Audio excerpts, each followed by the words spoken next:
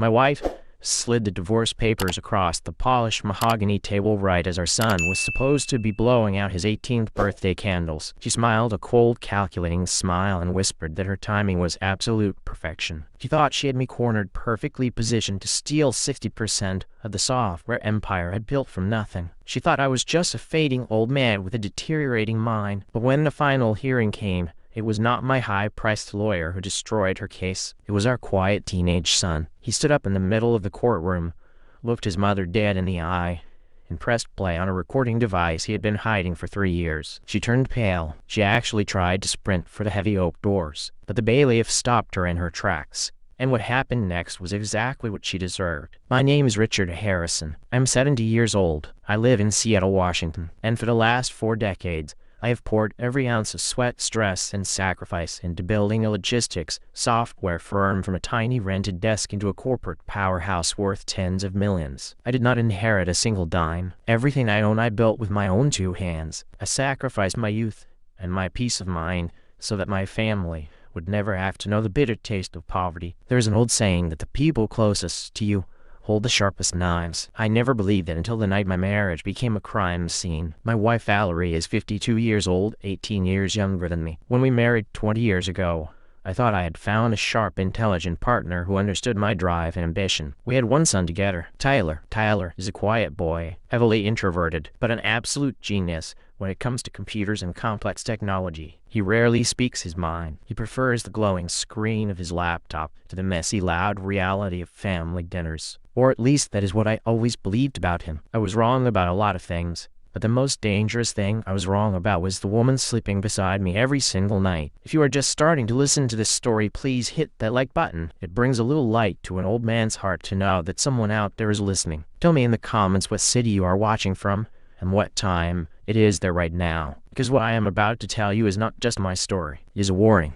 A warning about what happens when you trust the wrong person with your life. It was a Tuesday evening in Seattle, the kind of night where the rain does not just fall, it punishes the earth. Water lashed against the tall glass windows of our formal dining room, distorting the city lights into blurry streaks of gold and red. It was a fitting backdrop for what was about to happen. It was Tyler's 18th birthday. I had come home early from the executive office, thoroughly exhausted, but genuinely excited to celebrate my boy officially becoming an adult. I walked through the front door expecting the rich smell of a roast in the oven. I expected a beautifully decorated cake with candles lighting up the room, the kind of evening a father dreams about. Instead, the $5 million mansion was dead silent. The kitchen was spotless. No pots on the stove, no smell of vanilla or sugar in the air. Nothing. Valerie was sitting at the far end of the dining table, wearing a perfectly tailored black designer dress, slowly sipping a glass of extremely expensive red wine. Her posture was deliberate, calculated, like a woman who had rehearsed this exact moment 100 times in her mind. Tyler was sitting directly across from her, his body unnaturally rigid, his eyes fixed intensely on the empty plate in front of him. Something was deeply wrong. I could feel it the way animals feel an earthquake before the ground starts shaking. I took off my wet coat. I asked where the food was. I asked where the birthday cake was. Valerie did not answer right away. She took another slow, deliberate sip of her wine, her eyes locking onto mine over the rim of the glass. Then she reached beside her chair and placed a thick, heavy manila envelope on the table. She slid it across the polished wood until it stopped right in front of me. I looked down at it,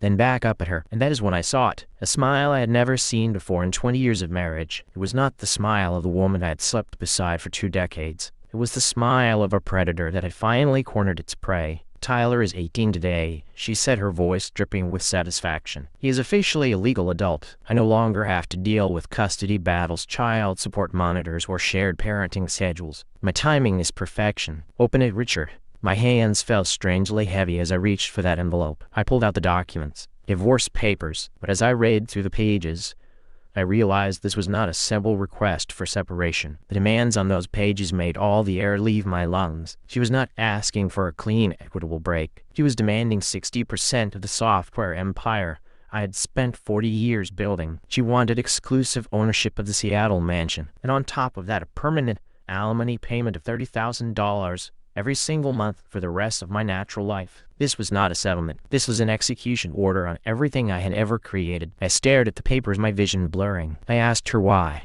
I asked how she could possibly believe she was entitled to 60% of a technical company She had never worked a single day in. Valerie threw her head back and laughed. Sharp mocking sound that echoed off the high ceiling like a gunshot. "You are 70 years old, Richard," she said. "For the last 3 years, you have been falling apart right in front of my eyes. You are a fading, broken old man. I have spent my prime years nursing your declining mind, watching you forget simple things. I have earned every penny of that company, and I am taking my share before you run it into the ground." Every word she spoke was a surgical strike designed to make me feel small, old, and worthless. But here is the thing about betrayal that most people do not understand until it happens to them. The initial shock does not feel like sadness. It feels like falling. Your stomach drops. The room tilts, and for a few terrifying seconds, you genuinely do not know which direction is up. I looked away from her and turned to my son. I expected to see a terrified, heartbroken boy. Instead, when my eyes met Tyler's, the blood in my veins turned to ice. Tyler was not crying. He was not shaking. His knuckles were bone white as he gripped his phone on the table, but his face was completely unreadable. A mask of cold, calculating fury. He did not look at me for reassurance.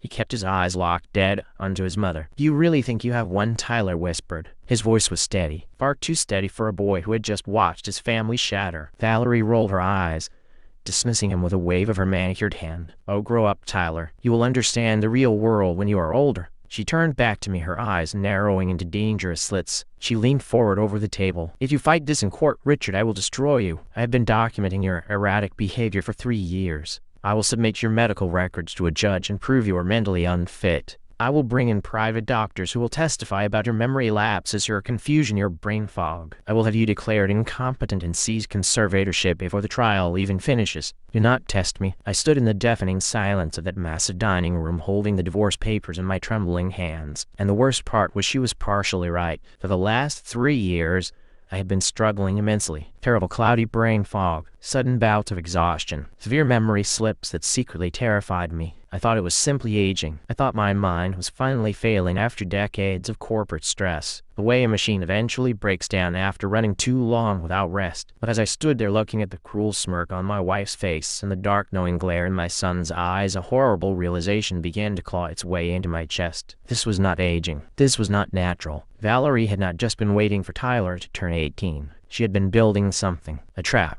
A cage. Brick by brick, doctor visit by doctor visit. I walked to my home office without raising my voice. I did not yell. I simply picked up the envelope and turned my back on the birthday that had become a funeral. She followed. She always followed when there was a chance to twist the knife. She closed the heavy doors behind her and launched into the most brilliant piece of emotional manipulation I have ever witnessed. She sighed. She slumped her shoulders. She pressed her fingertips to her temples, as if she were carrying the weight of the entire world. She told me I was in total denial. She claimed she had been nothing more than a glorified nurse trapped in a beautiful prison. She described in painful detail how she had sacrificed her best years, her youth, caring for an ailing old man whose mind was evaporating into nothing. It was a master class in performance. She painted herself as the tragic, devoted wife who simply could not bear the burden any longer. She said she deserved to cash out. And I want you to understand something important. The most dangerous lies in this world are the ones wrapped in a thin, believable layer of truth, because I had been feeling wrong. There were mornings where my brain felt submerged in thick water, unexplained hand tremors during board meetings, crushing lethargy I tried desperately to hide from my staff. I had blamed the 60-hour work weeks. I had blamed the stress of running a massive company in a cutthroat market. But then my mind locked onto something specific. A routine that had started exactly 3 years ago. Every single night, without fail, Valerie brought me my chamomile tea. She meticulously sorted my blood pressure medication into little plastic compartments. Every night,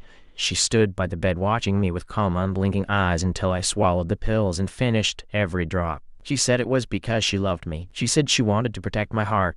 Now, listening to her justify stealing my life's work because of a medical condition she was miraculously prepared to document, my mind began to piece together a much darker puzzle. The symptoms only started after she took over my medication. The brain fog only worsened on the nights I drank her tea. I did not let her see the gears turning. I nodded, told her I was exhausted, and asked her to leave. The moment the door clicked shut, I grabbed my coat, walked into the rain, and drove straight to a private hotel downtown. I needed distance, and I needed answers. The next morning, I sat in the conference room of my longtime attorney, Jonathan Pierce. Jonathan is a legal veteran who has seen every dirty trick in the corporate divorce playbook. He reviewed the papers and his brow furrowed deeper with every page. Then he tossed the document onto the table and said something that changed everything. Richard, she is not asking for the cash equivalent of your shares. He specifically wants the actual voting shares. Jonathan explained that spouses who claim they just want to escape a burden, some marriage, always demand a lump sum cash buyout. They take the money and disappear. They never want to manage corporate equity in a complex logistics firm they know nothing about. But Valerie wanted voting power. She wanted a permanent seat at the executive table. She does not just want your money, Richard, Jonathan told me, leaning forward. She wants complete control of your entire corporate infrastructure. And to finalize the kind of hostile takeover, she needs you declared legally incompetent. The question was no longer why she wanted a divorce. The question was who was helping her. My mind instantly locked onto one person. 5 years ago, when my previous financial director, retired Valerie, practically forced a resume into my hands. She praised a 45-year-old executive named Derek Lawson, called him a brilliant mind who would modernize our revenue streams. I trusted her judgment. I hired him. Now I needed to look that man in the eye. I drove straight to corporate headquarters. I did not go to my executive suite. I walked directly to the financial department. I did not knock. I simply opened the door. Derek was sitting behind his wide modern desk, typing rapidly on dual monitors. He looked up, clearly startled, and then he minimized a window on his screen, a panicked motion that did not escape my notice. I sat down and placed the latest quarterly fiscal summary between us. I demanded to know why our net profits had plummeted over the past 3 years. We had secured 3 massive contracts. Our gross revenue was at an all-time high. Yet the bottom line was bleeding month after month. The numbers did not align with reality. Derek did not flinch. He leaned back, steepled his fingers, and offered a perfectly rehearsed smile. He launched into a dense monologue filled with corporate jargon, unprecedented inflation, structural tax, code changes, aggressive server upgrades. It was a flood of financial smokescreens designed to overwhelm the listener, and he spoke to me slowly, the way someone speaks to a confused elderly patient. I knew my own industry. I knew the operational costs of my own software. His explanations were technically plausible on the surface, but mathematically absurd at our scale. I leaned forward, preparing to tear his fabricated report apart. But before I could speak, the glass door swung open. Valerie stepped in, wearing a beige trench coat completely out of place in the corporate wing. My heart skipped. What was she doing here? She walked straight past me. She placed a gentle protective hand on Derek's shoulder before turning to look down at me with exaggerated concern. "Richard, what are you doing here bothering Derek?" she asked, her voice dripping with sweetness. "Your doctor said you need to avoid stress." Then she looked at Derek with an apologetic smile. "Derek, please forgive him. His mind has been failing so badly lately. He gets these paranoid episodes. I will take him home so he can rest." The audacity was staggering. She was publicly infantilizing me in front of my own staff, reinforcing the narrative of my decline right there in the office, building her conservatorship case brick by brick. But as she stood there shielding Derek, my eyes drifted to his left wrist. Peeking from beneath his shirt cuff was a brand new solid gold Rolex. I know exactly what that watch costs because I once considered buying it for myself. $40,000. A chief financial officer who claims his company is barely surviving does not casually purchase a $40,000 watch on a Tuesday. The pieces were coming together, and they were terrifying. I realized that if I confronted them without undeniable proof, they would use my anger as evidence of instability. They would call security. They would call an ambulance. They would win. So I did something that took every ounce of discipline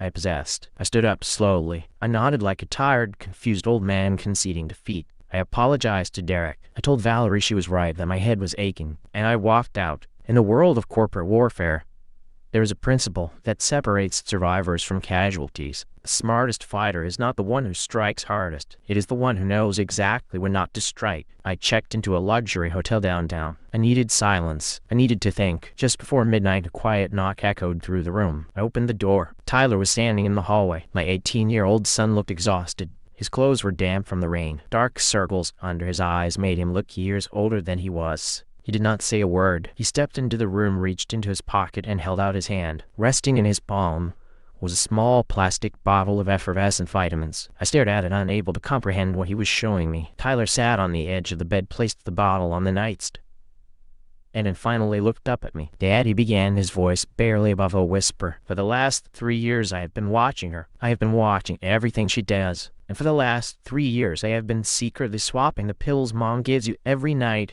with these vitamins. The words hung in the cold air. I shook my head. I stepped closer. I told him that Valerie gave me my prescribed blood pressure medication, the small white tablets the doctor mandated for my cardiovascular health. Tyler let out a bitter, hollow laugh. They were not blood pressure pills, Dad, not even close. He told me that when he was 15, he noticed a locked metal box in the back of his mother's closet. One afternoon, when she was out meeting Derek, he picked the lock. Inside were hundreds of small white tablets, sorted into unlabeled prescription bottles. He took a few and spent days researching the chemical composition online. They were high doses of lorazepam, he said, his eyes locking onto mine. A heavy, potent clinical sedative. When administered to an elderly patient in prolonged, unmonitored doses, it does not just cause drowsiness. It actively induces severe cognitive impairment. It mimics the exact symptoms of early-onset dementia, memory loss, lethargy, hand tremors, aggressive brain fog. She was not treating your heart, Dad. She was destroying your brain. I want you to pause and truly absorb the magnitude of what a 15-year-old boy discovered. Most children at that age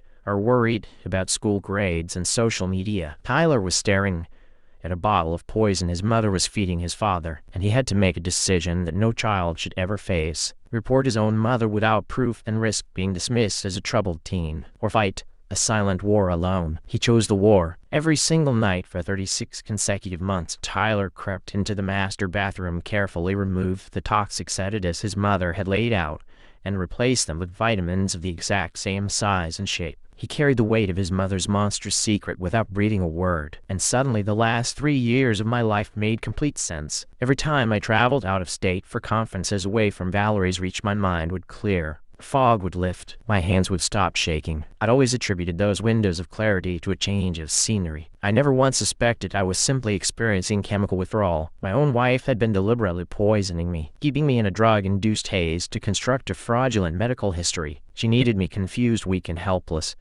so that no judge would question her petition for total control. And my quiet, introverted son had been silently saving my life. An overwhelming wave of gratitude and guilt crashed over me. The boy I thought was isolating himself playing video games had been fighting a secret war to keep his father alive. A violent surge of adrenaline hit my veins. I grabbed my coat and my car keys. I told Tyler we were leaving immediately. I was going to storm back to that mansion, drag Valerie out, and call the police. But Tyler moved faster than I expected. He stepped between me and the door. He grabbed my arm with surprising strength. "Not yet, Dad," he said firmly. "You cannot go to the police right now. Without the physical drugs in her possession, she will claim I'm a troubled teenager, making up lies. She will spin this to make you look paranoid and delusional. That is exactly what she wants you to do." I stared at him, my chest heaving. He let go of my arm and took a deep breath. "Because that is not even the worst part of her plan, Dad," he whispered. "The pills were just her way of keeping you compliant. You need to see what she and Derek had actually been doing to your company." Tyler placed his laptop on the table near the window. Lines of dense, scrolling code reflected in his dark eyes. I sat down and watched my son work with a level of technical fluency I had entirely underestimated. He was not just gifted with computers. He was operating at a level that bordered on professional intelligence work. He told me his investigation began the day he turned 15. He had borrowed his mother's unlocked phone to look up a recipe for school while she was in the shower. A notification appeared, an explicit text message from Derek Lawson. Instead of running to me, Tyler made a calculated decision. He forwarded the message to a secure server he built himself. Over the following weeks, he cloned her entire cloud storage drive. He gained real-time access to every text, email, and digital footprint she generated. But Tyler knew digital records could be deleted or legally dismissed as fabricated. He needed raw, undeniable audio. He spent his saved allowance ordering military-grade microphones online. When Valerie took me to those endless doctor appointments, Tyler was home unscrewing the wooden baseboards in my study, the dining room, and our master bedroom, planting tiny listening devices deep within the walls. He turned our Seattle mansion into a fully functional surveillance grid. He hovered his cursor over a file dated 2 weeks ago. He warned me to brace myself. Then he pressed play. The sound of my own living room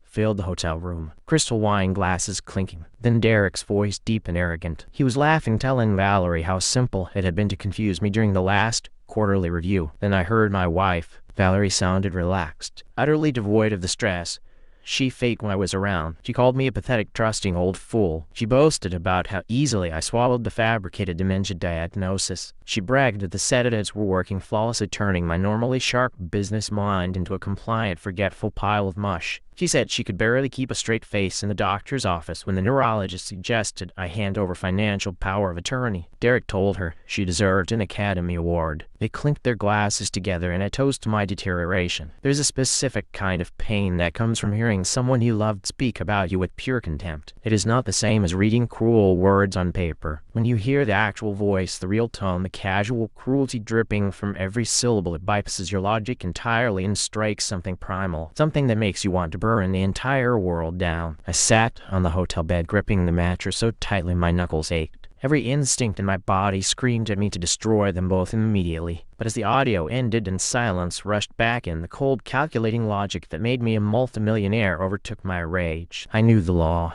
Washington is a two-party consent state. These recordings were technically illegal. If we brought them to a judge, a defense attorney would have them thrown out instantly. Worse, they could press criminal charges against Tyler for unauthorized surveillance. The recordings were the map, but they could not be the weapon. I needed admissible evidence. Paper trail so undeniable that no lawyer in the country could suppress it. I transitioned from a heartbroken husband into a silent, methodical hunter. I told Tyler to go back to the mansion and continue playing his role. The quiet, depressed, invisible teenager. He could not let his mother see even a fraction of the truth in his eyes. After he slipped out, I pulled a prepaid, untraceable phone from my briefcase. A device I kept strictly for sensitive corporate negotiations. I dialed a number I had not used in over a decade. It belonged to an elite forensic accounting firm based out of Chicago, a team composed entirely of former federal agents who specialized in dismantling complex corporate embezzlement in absolute secrecy. The phone rang twice. I gave my name, my authorization code,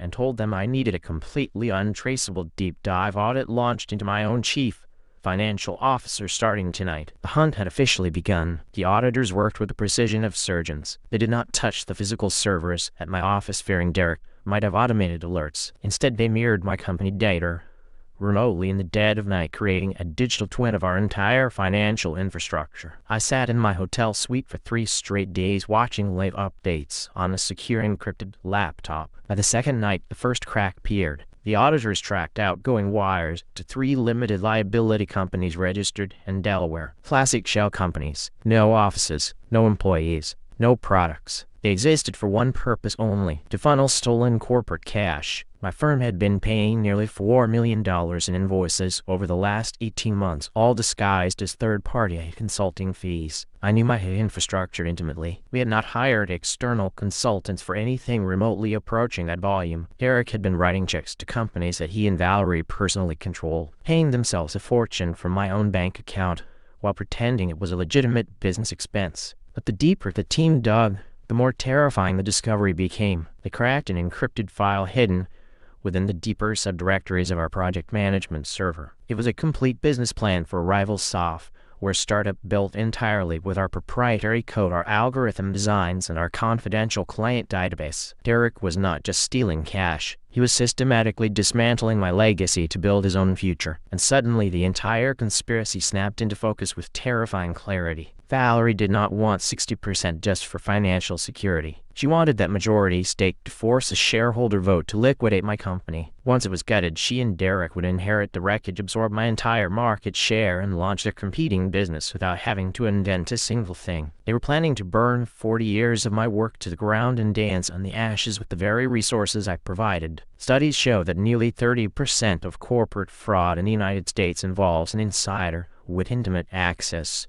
to financial systems. But what makes my case exceptional is that the insider was placed there deliberately by my own wife years before the actual theft began. This was not opportunistic crime. This was a long-term professional execution. Just as the lead auditor confirmed they had secured all necessary banking records, my phone vibrated. It was Jonathan. His voice was tight and stripped of its usual calm. "Richard, we have a major problem. Valerie has submitted an emergency petition for a court-ordered conservatorship. She's trying to take over your legal personhood. She wants the judge to sign the order before the divorce trial even begins." And then Tyler's surveillance captured a new encrypted message from Valerie to Derek. "The old man is taking the bait completely. He's practically a walking corpse today. Once the judge grants the conservatorship Friday morning, We pull the plug on his company accounts and transfer everything to the Delaware accounts before noon. Friday morning. In less than 14 hours, everything would be decided. Jonathan reviewed Valerie's petition. Her sworn affidavit claimed I was rapidly deteriorating, experiencing severe cognitive breakdowns, wandering the property at night, aggressive, paranoid, and a danger to myself and my company. But the most damning piece was a certified medical report from a private neurologist named Dr. Thorne. Jonathan's team investigated Thorne overnight. He operated a discreet concierge clinic catering to ultra-wealthy clients who needed unethical medical favors. Derek had authorized a $50,000 wire transfer to that clinic just 3 days ago, under the guise of an executive wellness consultation. Thorne was paid off to legally declare that I was suffering from rapidly advancing Alzheimer's disease. Jonathan spelled out what the conservatorship would mean. Valerie would gain absolute control over my finances, my medical decisions, my daily existence. She could legally sedate me, force me into a psychiatric facility, and keep me medicated until I truly lost my mind. I would become a prisoner in my own home, stripped of basic human rights. My instinct was to fight immediately, drop the forensic audit on the table, drag Tyler into court, send the authorities to their doors. Jonathan shook his head. If we reveal our hand now, they will scramble to destroy the offshore accounts, shred evidence, and potentially flee the jurisdiction. The wiretaps are inadmissible. Bringing up the poisoning without physical pills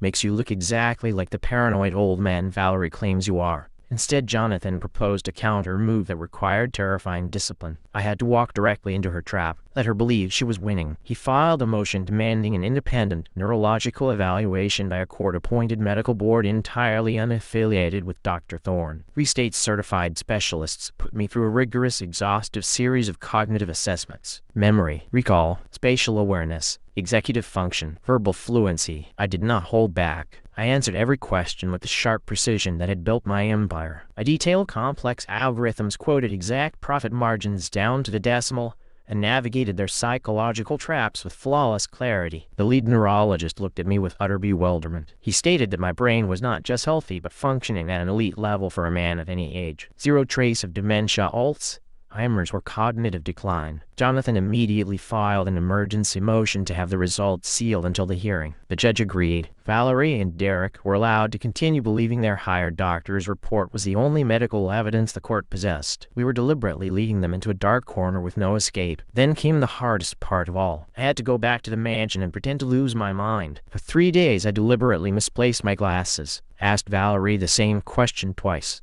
let my hands tremble when I held my coffee. Every time I looked into her calm, calculating eyes, my blood boiled, but I forced my face to remain slack and confused. Tyler played his part flawlessly, passing me in the corridors without a glance. The psychological toll of pretending to lose your mind in front of the woman actively trying to destroy it is a form of torture I would not wish on anyone. Friday morning. The Seattle sky was an appropriate slate gray as we arrived at the Superior Courthouse. I walked through the glass doors with Jonathan by my side and Tyler trailing a few steps behind. Valerie was standing near the courtroom doors in a conservative navy blue dress, her makeup perfectly subdued. She dabbed her eyes with a tissue, performing for the bailiffs and clerks. Derek sat casually on a wooden bench in the gallery wearing an expensive gray suit. When his eyes met mine, a slow, arrogant smirk spread across his face. They looked at my hunched posture and quiet demeanor and believed the illusion completely. They thought I was a broken old man walking willingly to his own execution. They had no idea they were standing on a buried landmine. The doors of courtroom 4 opened. Judge Margaret Caldwell, a stern woman with decades of judicial experience, called the session to order. Valerie's attorney called her to the stand. She walked slowly toward the witness box,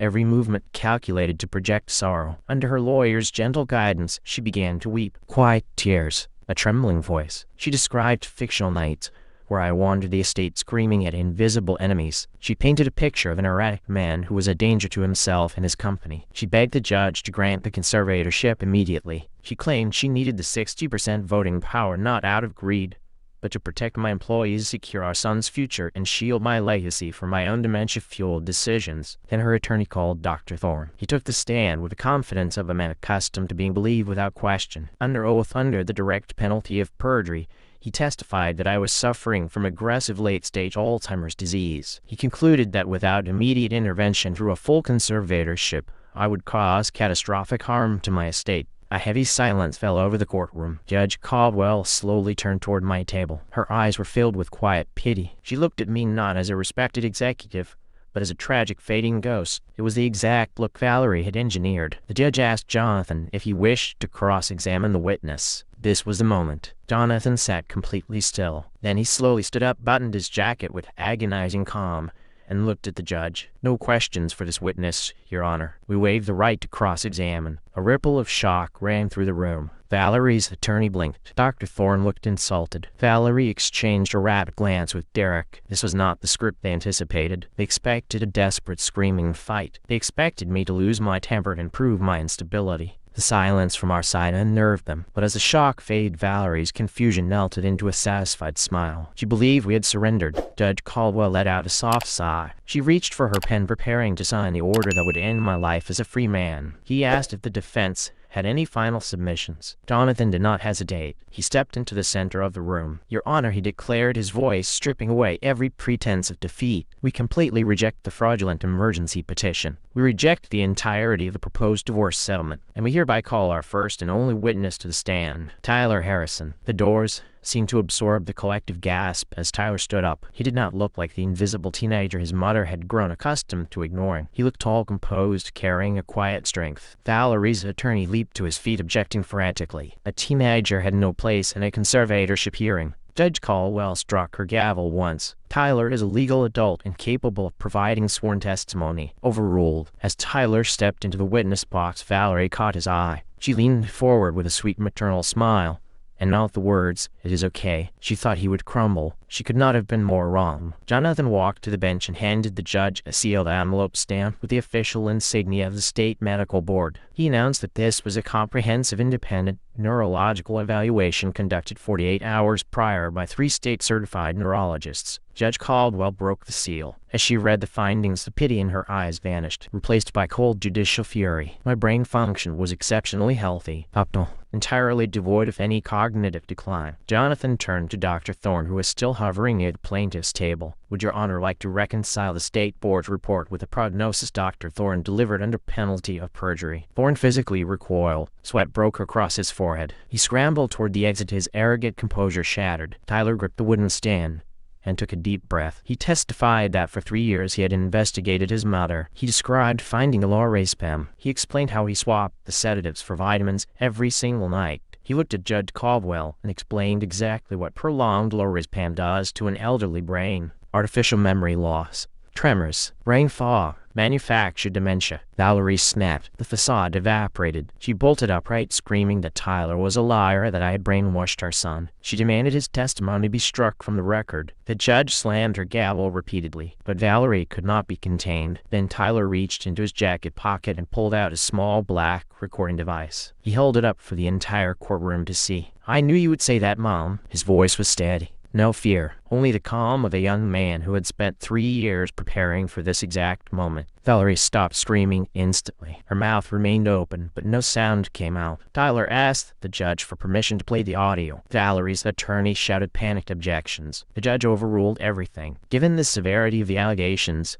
she would allow submission. The bailiff connected the device to the courtroom speakers. First recording played. Valerie's voice, stripped of the tragic tone, cold and impatient. "Increase his dosage. The old fool is still asking questions about the accounts. I need him completely pliant before the board meeting." The courtroom erupted. Valerie's attorney sank into his chair, visibly sickened. The second recording played. Derek's voice, arrogant and confident. "I routed the last $1.2 million through the Delaware LLC. Once the divorce is finalized and you have his 60%, we liquidate Crash's stock and migrate the clients to our new server." In 20 seconds of audio, Derek confessed to wire fraud, shell companies, corporate espionage, and a deliberate plot to bankrupt my firm. The silence that followed was absolute. Judge Caldwell stared at Valerie with profound disgust. Derek in the gallery was no longer smirking. His face was deathly pale, covered in cold sweat. He tried to quietly slip toward the exit. Jonathan rose from the defense table, raised his arm, and pointed directly at the fleeing officer. "Bail, if I strongly suggest you do not let the man leave this room. I have submitted a 400-page forensic audit to the Federal Bureau of Investigation regarding massive systemic wire fraud." The bailiff blocked Derek's path. Valerie looked wildly around the room. Her attorney had physically distanced himself from her. She looked at the judge, whose face was stone. She looked at me, perfectly upright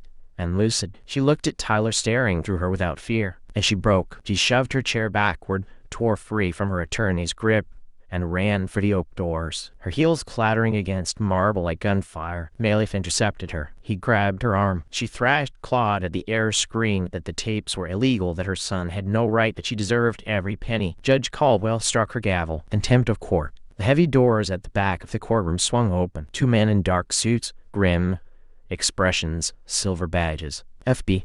They walked past the chaos, directly to the gallery. The lead agent hauled Derek to his feet. The metallic click of handcuffs echoed above Valerie's fading sobs. They marched him out without a word. The judge looked down from her bench. Mrs. Harrison, this is no longer a divorce hearing. It is now a federal crime scene. The fallout was swift and total. I drove to headquarters. The next morning, as the undisputed master of my corporate domain, security flanked me as I marched into the financial wing. Every terminal was locked down. I announced the immediate termination of Derek's entire department. I watched security hand them cardboard boxes and escort them out. Jonathan filed civil lawsuits against the 3 Delaware shell companies. Armed with the forensic audit and the courtroom confessions, he secured emergency injunctions. Within hours, every bank account was frozen, every off or asset seized. Their financial oxygen was completely severed. Dr. Thorne was permanently stripped of his medical license. Federal prosecutors hit him with conspiracy and malpractice charges. His exclusive clinic collapsed overnight. Agents raided his offices and seized his files. The man who confidently testified that a perfectly healthy man had late-stage Alzheimer's was now facing a decade in federal prison. Many months later, Valerie called me from the county correctional facility. Her voice was small and broken. She begged me to unfreeze the assets so she could hire a defense lawyer. She claimed Derek manipulated her. She invoked our 20 years of marriage. She invoked Tyler's name using the very son she had terrorized as a bargaining chip.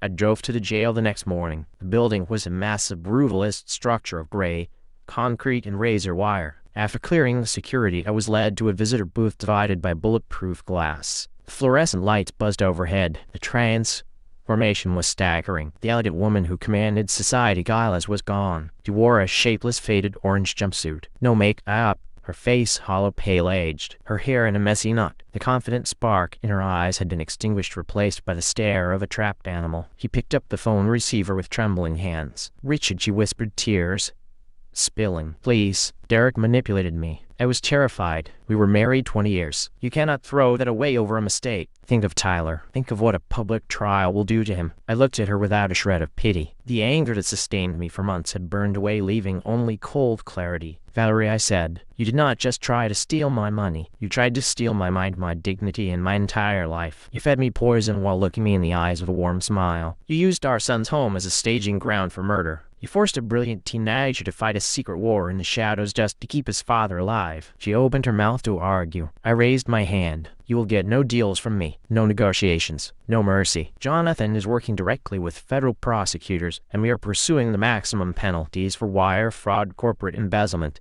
and attempted poisoning. You will face every single consequence entirely alone." She slammed her fists against the glass. She begged. She promised anything. She wailed that she would sign over everything, leave the state, never bother us again. I placed the receiver back on the cradle. The silence on my side of the glass was the most powerful thing I have ever felt. I stood up, turned my back, and walked down the long concrete corridor. I did not look over my shoulder. The grinding wheels of federal justice moved slowly, but they turned with terrifying finality. Valerie was sentenced to 15 years in a federal penitentiary without possibility of early parole. Derek Lawson received 12 years. Dr. Thorne awaited his own trial from behind bars. The system worked, but not by accident. It worked because we engineered our own survival. We refused to be victims. We weaponized their arrogance against them. I restructured the company from the inside out. Without Derek's constant drain, revenue surged to record heights within weeks. The foundation had always been solid. The parasite was simply removed. I established an impenetrable financial trust, locking every share, every deed, every asset behind layers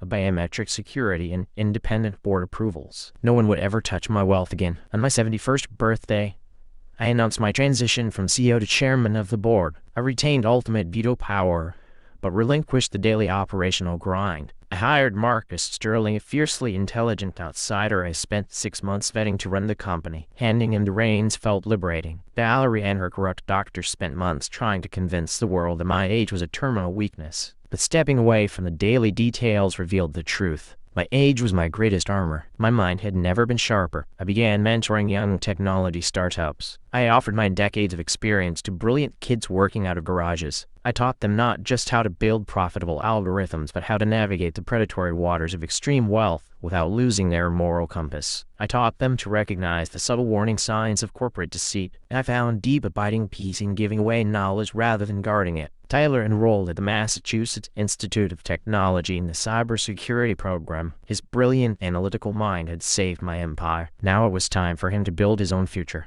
I told him his only job was to be a normal young man, study, make mistakes, laugh, experience the freedom his mother had stolen from him. He was the sole heir to my legacy, but the company would wait until he was ready. The mansion was completely renovated. I tore out the cold modern aesthetic Valerie had craved and replaced it with warm mahogany and comfortable spaces. I converted her dressing room into a state-of-the-art server room for Tyler. The dark energy that hung over the estate was banished. Early one Saturday morning before the sun had crested the horizon, Tyler and I drove to a quiet lake nestled deep within the Cascade Mountains. The air was crisp and clean, carrying the scent of pine and damp earth. A silver mist rolled across the glassy water. We sat together in a small wooden boat, casting lines in comfortable silence, listening to the soft plop of oars on the water and the distant call of a lone loon through the trees. I turned to look at my son, really look at him. The defensive tension had finally melted from his shoulders. I told him that words would never be enough to express my gratitude. I thanked him for his courage, for fighting the war in the shadows, for saving my life when I was too drugged to notice I was drowning. Tyler lowered his rod. His dark eyes met mine with a maturity no teenager should possess. I placed my hand on his shoulder and promised him the dark chapter was permanently closed. His watch was over. He blinked back tears and smiled. A genuine smile, the first I had seen in 3 years. As I sit in the quiet of my study today looking out over the grounds of an estate that finally feels like home, I feel a profound sense of completion. The storm has passed, the sky is clear, and the bond I share with my son is the true triumph. Not the money, not the company. The unbreakable bond forged in the darkest valley two people can walk through together. They thought age equaled weakness. They looked at my 70 years and saw an easy mark, a fragile old man ready to be chemically erased and financially drained. But you do not survive 40 years in the corporate world by being lucky. To build an empire from nothing, you have to learn how to fight in the darkest shadows. You have to outmaneuver wolves much hungrier and more lethal than a greedy wife and an arrogant accountant. Valerie made the fatal mistake of confusing my quiet domestic peace with weakness. She believed that because I took off my armor at home, I had forgotten how to wage war. She was catastrophically wrong. I had never lost my edge. I had simply chosen to keep it sheathed, and perhaps more importantly, they made an unforgivable miscalculation about our son. They forgot that Tyler carries the same blood in his veins. He did not cower. He did not break.